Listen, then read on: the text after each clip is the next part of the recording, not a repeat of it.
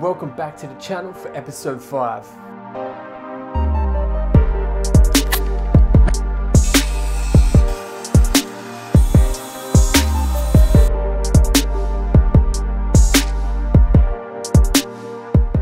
Alright guys, welcome back to the channel.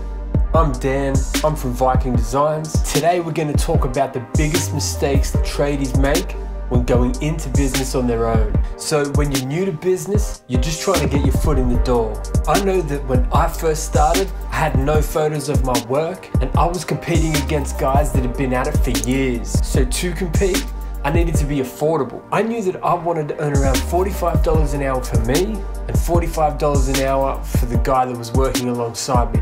So I was charging around $90 an hour plus GST. After completing a job of say 5 days work, I would add $90 an hour times the amount of hours we worked, which let's just say 38 hours, which comes in at $3,420 plus any materials. Let's say $550 of materials for this job. That would bring the total to $3,970 plus GST. Once paid, I would pay my offsider his $1,710. I would transfer $550 back onto my credit card for all the materials, which would leave me with my $1,710 for the week's work.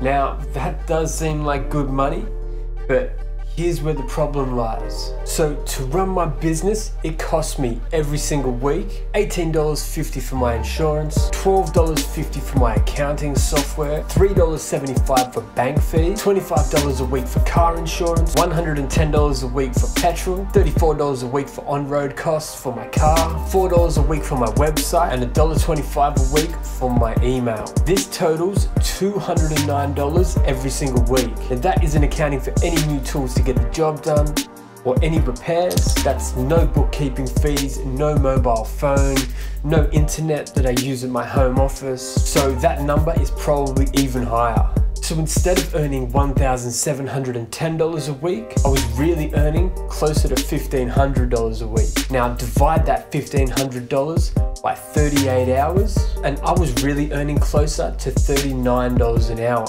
On top of that, I went out to quote the job, did some research on what products were best to use for this job. I calculated it all. I typed it all up, which took me in total around 6 hours. There were also several phone calls to the client, a couple of phone calls and emails to the suppliers, ordering materials, getting ready to start the job. So I spent an additional 8.5 hours in preparing and organizing this job.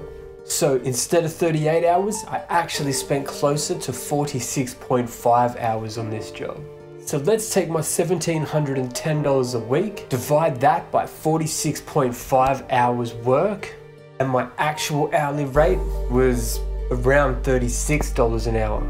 36 bucks an hour.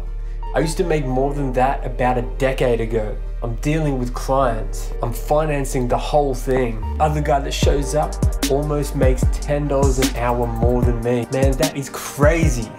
And this is what I did for at least my first year in business. So what do you need to do? Sit down and calculate how much money it costs for you to keep the doors open.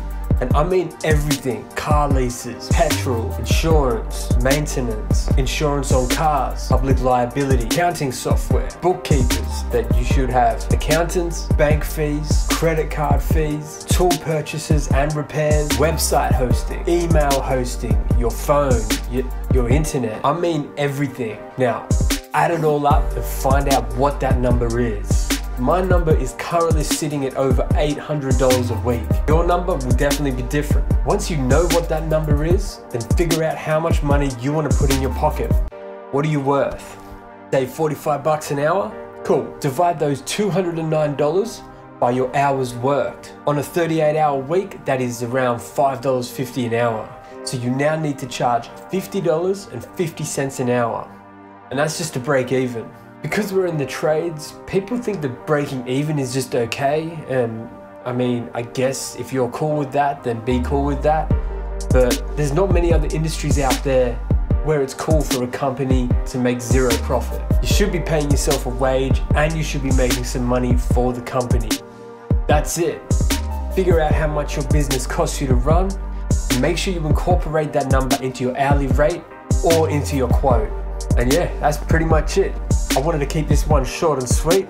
Hopefully you guys got something from this. Share it with your mates, share it with small business owners, and yeah, we'll see you in the next one.